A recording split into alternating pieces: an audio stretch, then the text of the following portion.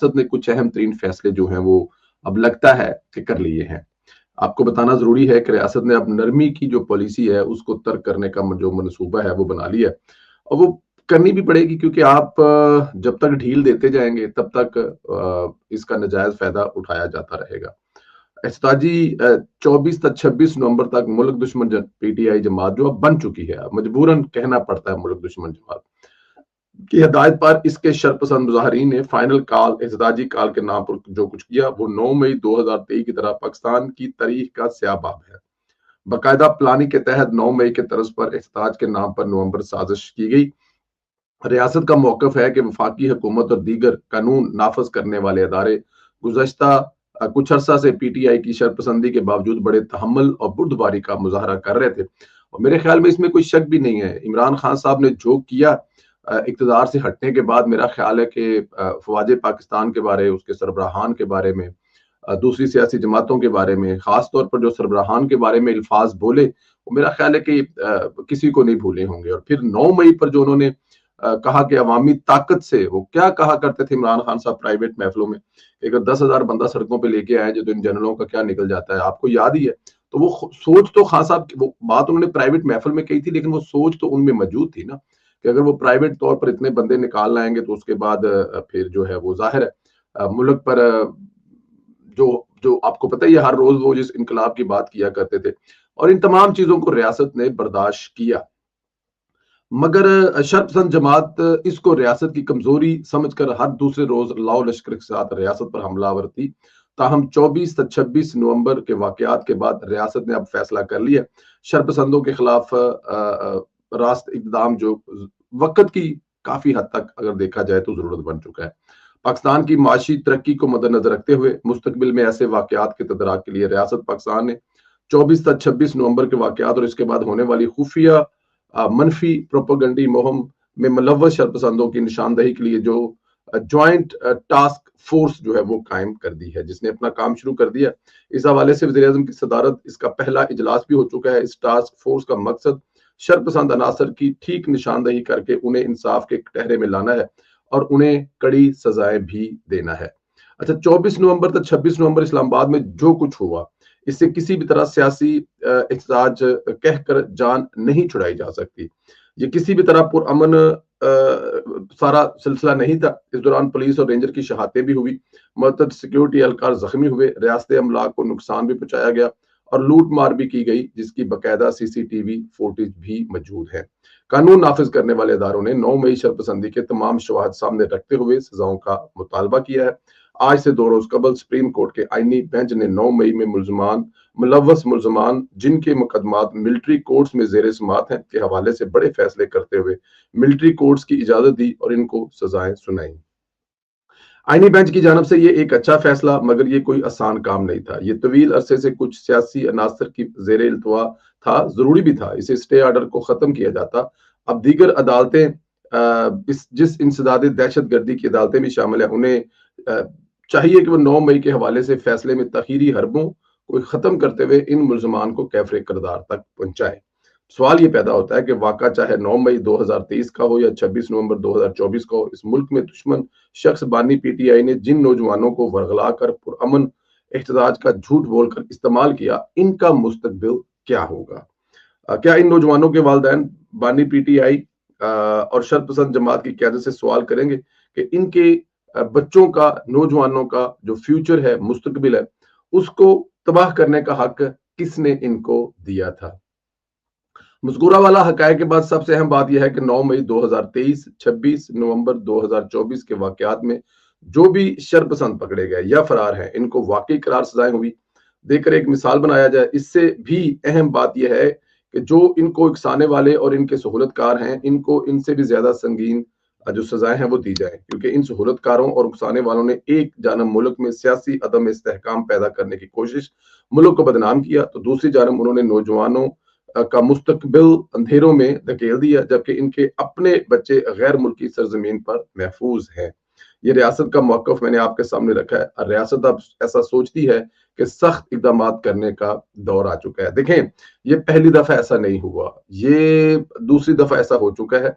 पहली दफा 9 मई को जब ये हुआ था तो 9 मई में जाहिर है इन लोगों ने जो किया था वो आपके सामने था, और रियासत ने उस वक्त वो जो अभी ये सवाल करते हैं कि गोली क्यों चलाई, उस वक्त किसी किस्म की गोली नहीं चलाई, या आप ये कह सकते हैं कि मौका नहीं दिया। और फिर अभी भी 2023, 26, 24, 26 को जो हुआ नवंबर को, उसमें भी रियासत ने ऐसा नहीं किया, लेकिन इनको पता था कि रियासत गोली नहीं चलाएगी, आगे से कुछ ऐसा नहीं करेगी जिससे पाकिस्तान तहरीक इंसाफ को मौका मिले, और वो फिर जो आज ड्रामे कर रही है। तो इस दफा इन्होंने ये सारा कुछ खुद ही प्लान कर रखा था कि अगर रियासत गोली नहीं चलाती, रियासत हमें चंद लाशें नहीं देती, रियासत अगर खून नहीं बहाती, तो फिर हम लोग करेंगे, फिर हम खुद करेंगे। अब गंडापुर के साथ जो लोग इतना असला लेकर इस्लामाबाद पर कब्जा करने की कोशिश कर रहे थे, आपको क्या लगता है कि वो ये घर से प्लान नहीं करके आए? उन्होंने ये प्लान किया हुआ था कि रियासत ने गोली चलानी नहीं है, तो हमने खुद ऐसा कुछ ना कुछ करना है, गाड़ियों को टक्कर से मार देने हैं, कोई हमने वहां पर जो गंडापुर के 7 लोग आए हुए हैं, ट्रेंड है, उन्होंने मार देने हैं। तो जो 4, 5, 7 लाख लोगों को अगर कोई ऐसा हो जाएगा, तो बाकी 2-4 लोग या आगे पीछे से डालकर अपना जो काम चला लेंगे। तो अब वही ये काम चला रहे हैं कि ये खुद घर से प्रोग्राम सलाह बनाकर आए हुए थे कि रियासत ऐसा ना करती है और ना ही वो करेगी, तो फिर जाहिर है हमारे पास बेचने के लिए कुछ होगा नहीं। तो इनका बेचना क्या है? अब देखें, जिस लिए आए थे, जो मकसद था वो क्या है, आपको भी नहीं पता, मुझे भी नहीं पता। लेकिन अब वो जो एक नई तहरीक बना रही है जी, खून बह गया है, 12 बंदे शहीद हो गए हैं, अब क़यामत आ गई है, हमारे पूरी दुनिया को दिखा रहे हैं, आप उस तरफ चल पड़े हैं। कोई एक लाइन नहीं है, कोई एक जिसे कहते हैं ना कि कोई कोई ऐसी वजह नहीं है जिसकी वजह से ये सब कुछ करना पड़ता है। तो अब वो उसी को बेच रहे हैं, उसी को कमा रहे हैं, उसी को खा रहे हैं। तो रियासत जो है वो अब जाहिर है आंखें एनीमोर बंद नहीं करना चाहती। अच्छा, हुकूमत ने इमरान खान को कह दिया है कि अगर खान साहब चाहते हैं आने वाले वक्त में इनके लिए सियासत का रास्ता हमवार हो, मुश्किलात कम होना शुरू हो, तो उन्हें अपने तर्ज सियासत को बदलना होगा। उनका मनफी और इल्जामात की सियासत से दूरी इख्तियार करनी पड़ेगी, और सबसे अहम यह है कि खुद इमरान खान को अपनी सियासी जमात और खुसूसी सोशल मीडिया को फौज और फौजी क़यादत के खिलाफ प्रोपेगेंडा से सख्ती से रोकना होगा। देखिए, ये बात तो ठीक है। अब खान साहब ये रवैया लेकर कितनी इसको कितना और खींच सकते हैं, कितनी दूर तक और जा सकते हैं, ये सब आपके सामने है। अगर खान साहब इसी तरह लगे रहते हैं और खान साहब इसी तरह ही करते हैं, तो फिर ये इमरान खान साहब अपने लिए तो मेरे ख्याल में कम से कम कभी कोई आसानी पैदा नहीं कर सकेंगे। उनके लिए तो फिर मुश्किलात ही मुश्किलात है। और अगर इमरान खान साहब ये खुद के लिए भी मुश्किलात खत्म करना चाहते हैं, अपने वतन के लिए भी करना चाहते हैं, और वो चाहते हैं कि जब अगले साल अगली दफा जब इलेक्शन होंगे 2028-29 में, और पाकिस्तान उनको अगर उनमें पाकिस्तान उनको वोट मिलता है, तो वो क्या क्या चाहेंगे कि उनको उस वक्त जो पाकिस्तान मिले उसकी हालत खराब हो, वो कर्जों में डूबा हुआ हो, वहां लोगों के पास रोजगार के मौके ना हो। और अगर अगर अगर ये मुल्क की हालात बेहतर होते हैं और खान साहब इलेक्शन लड़ते हैं, और इलेक्शन लड़ने के बाद अगर कोई ऐसी वजह बनती है और वो कहीं किसी ना किसी तरह किसी हिस्से में या किसी जगह पे हुकूमत में आ जाते हैं, तो फिर एक एक एक जिस तरह 2018 में उनको पाकिस्तान मिला था, हालांकि वो मानते नहीं है, तो इस तरह का पाकिस्तान ही उनको सूट करेगा ना। जिस तरह का पाकिस्तान अभी उन्होंने शहबाज साहब को दिया था, इस तरह का पाकिस्तान तो खुदा ना करे किसी को भी ना मिले। तो ये खान साहब को खुद सोचना होगा, इसके अलावा खान साहब के पास और कोई चारा भी नहीं है। एक और अहम तरीन खबर सामने रखेंगे, इस खबर में आपको बताएंगे कि फैज हमीद नहीं, इसके कारिंदे जो है वो भी अपने अंजाम को पहुंच रहे हैं। डीजी नैब लाहौर सलीम शहजाद एक किरदार था जो नवाज शरीफ से लेकर मरियम नवाज तक सबके खिलाफ मोहरा बना हुआ था। सलीम शहजाद को इसी के अदारे ने कटहरे में खड़ा कर लिया, कार्रवाई शुरू कर दी है। नैब ने इसके खिलाफ कार्रवाई का आगाज किया, तो सलीम शहजाद ने इसे अदालत में चैलेंज कर दिया। आज नैब प्रोसिक्यूटर ने इस्लामाबाद हाई कोर्ट को बताया कि साबिक DG NAB Shahzad Saleem armed forces में सर्विंग ऑफिसर थे और डेपुटेशन पर नैब में आ गया, लेकिन उनका तजर्बा नाकाफी था, इसलिए उनकी नैब में भर्ती के खिलाफ इंक्वायरी शुरू हो गई है और चार्जशीट भी कर दिया गया। अब लाने वाले आपको पता है उस वक्त उनको क्यों लेके आए थे, किस लिए लेके आए थे, उसमें तो कोई दूसरी राय नहीं है। उस वक्त उनको एक सियासी हुकूमत को एक मोहरा चाहिए था, जो दूसरी सियासी जमात के जो एक पॉपुलर लीडर थे नवाज शरीफ और मरियम नवाज, उनके खिलाफ इस्तेमाल करना था। इसके अलावा क्या चारा होगा? अब आपने पकड़ना है तो लाने वालों को पकड़ ले। और सलीम शहजाद साहब तो अपना काम कर रहे थे और उन्होंने बड़ी बखूबी काम किया। अभी देखें, जिस बंदे को आप एक ऐसी जगह पे लाके बैठा दें जिसके जो वो काबिल ही नहीं है, ना वो आ सकता है ना उसकी काबिलियत है, तो उसके बाद वो फिर क्या करेगा? वही करेगा जो उसने किया, और उसने ठोक बजाकर किया। अब आप इस बात को माने या ना माने, लेकिन उन्होंने अपनी इस जॉब को जो है बड़े अच्छे तरीके से किया। आज का दिन जो है वो आपको याद होगा, आज से 10 साल पहले जिस तरह पेशावर में کو سانحہ پشاور بھی کہتے ہیں, APS بھی کہتے ہیں. جس طرح وہاں پر دہشت گردوں نے, خواریوں نے ہمارے ملک کے مستقبل بچوں کے ساتھ جو ظلم اور زیادتی کی گھنٹوں کرتے رہے, اور اس کو نہ یہ قوم کبھی بھول سکتی ہے نہ بھولے گی. آج کے دن مشرقی پاکستان بھی ہم سے علیحدہ ہوا تھا. یہ دو دکھ ہیں جو 16 دسمبر کو پاکستان کو, ہر پاکستانی کو ملے ہیں.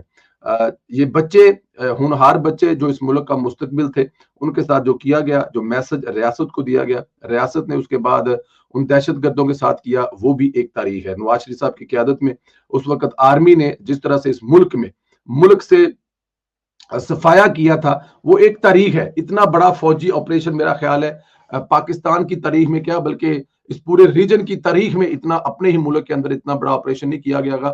یہاں پر ہمارے کچھ نیبر ممالک ہیں, ہندوستان ہے, سری لنکا ہے, وہاں پر میرے خیال میں سالوں سال یہ سلسلہ چلتا رہا, لیکن پاکستان کی بہادر افواج نے ان بچوں پر ظلم ہونے کے بعد یہ سارا سلسلہ چھوٹے سے عرصے میں کلیئر کیا, پورے کے پورے علاقے کو خالی کیا, پاکستان کی دھرتی پر ایک بھی دہشت گرد نہیں چھوڑا. یہ ہے پاکستان کی افواج. اور پھر اس کے بعد سکون بھی رہا, لیکن اس کے بعد پھر عمران خان صاحب آ گئے اور پھر جو ہوا وہ آپ کے سامنے ہے. لیکن ہماری دعائیں ان بچوں کے ساتھ ہیں. اللہ تعالیٰ کی ذات ان بچوں کے والدین کو صبر کاملہ عطا فرمائے. جو آنا ناممکن ہے اور بہت مشکل کام ہے, جگر لختوں کو آپ سکول بھیجیں اور سکول میں ایک ایسی ہیپن ہو جائے, میرے خیال میں اس سے بڑی اور تکلیف والی بات نہیں ہو سکتی. اور وہ ہمیں پتہ ہے کہ انہوں نے سکول وہ چوز بھی کیوں کیا, کیونکہ وہ تکلیف دینا چاہتے تھے اور انہوں نے تکلیف دینے کی کوشش کی, لیکن وہ جو انہوں نے تکلیف دی وہ افواج کی, پاکستان کی, نیشن کی, ہر پاکستانی کی طاقت بن گئی. آج بھی شاید اسی جذبے اور ہمت کی ضرورت ہے جو 10 سال پہلے اس حملے کے بعد پوری قوم اکٹھی ہوئی تھی, ایک پلیٹ فارم پر کھڑی ہوئی تھی. آج اس وقت بھی اسی قسم کا پاکستان کو خطرہ ہے, لیکن اب یہ ایسے دشمنوں کی طرف سے ہے جو آپ کے ساتھ بیٹھے ہیں, جو آپ کو نظر آ رہے ہیں, جو ٹھوک بجا کر کہتے ہیں کہ ہم پاکستان کا ویسا ہی حال کرنا چاہتے ہیں. میرا اشارہ آپ لوگ سمجھ سکتے ہیں. میں ایک دفعہ پھر کہوں گا, ہماری دعائیں ان بچوں کے ساتھ ہیں, ان والدین کے ساتھ ہیں. اللہ پاک آپ کو بھی خوش رکھے, سلامت رکھے. آپ لوگوں سے گزارش ہے, یہ جو سلیم شہزاد صاحب پکڑے گئے ہیں یہ کس کے بندے تھے؟ اب کیوں کہا جا رہا ہے کہ یہ نیب میں کس لیے آئے, کہاں سے آئے, اس قابل نہیں تھے؟ اس پر بھی کمنٹ کریں, آپ سے گزارش ہے. عمران خان صاحب اپنا رویہ تبدیل کریں, حکومت ایسا کہہ رہی ہے. کیا عمران خان حکومت کی یہ بات مان لیں گے اور اپنا رویہ تبدیل کریں گے؟ اس پر بھی ضرور بات کریں. اور ریاست نے اپنا جو ہے وہ ملٹری کورٹس اور یہ وہ سارا کچھ کرنے جا رہی ہے, اس پہ بھی اپنی رائے کا اظہار ضرور کریں.